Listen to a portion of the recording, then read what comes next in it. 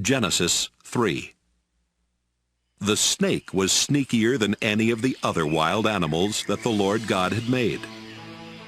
One day, it came to the woman and asked, "Did God tell you not to eat fruit from any tree in the garden?"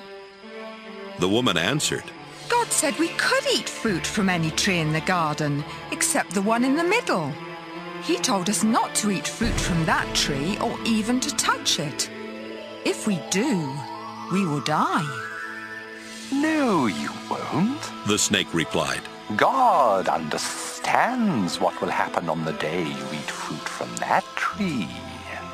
You will see what you have done, and you will know the difference between right and wrong, just as God does." The woman stared at the fruit. It looked beautiful and tasty. She wanted the wisdom that it would give her, and she ate some of the fruit. Her husband was there with her, so she gave some to him, and he ate it too. Right away they saw what they had done, and they realized they were naked. Then they sewed fig leaves together to make something to cover themselves. Late in the afternoon, a breeze began to blow, and the man and woman heard the Lord God walking in the garden. They were frightened and hid behind some trees. The Lord called out to the man and asked, "Where are you?" The man answered, "I was naked, and when I heard you walking through the garden, I was frightened and hid." "How did you know you were naked? God asked.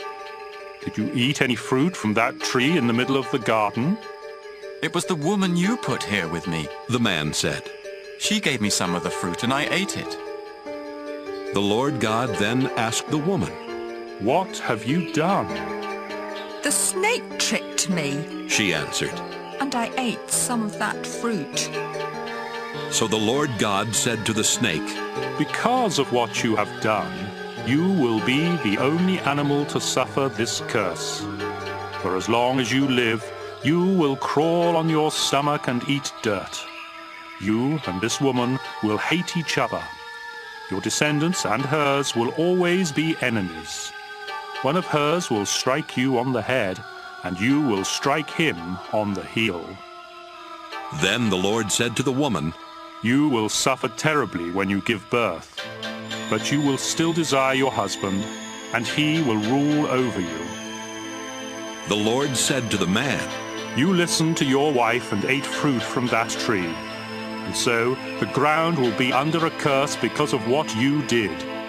As long as you live, you will have to struggle to grow enough food.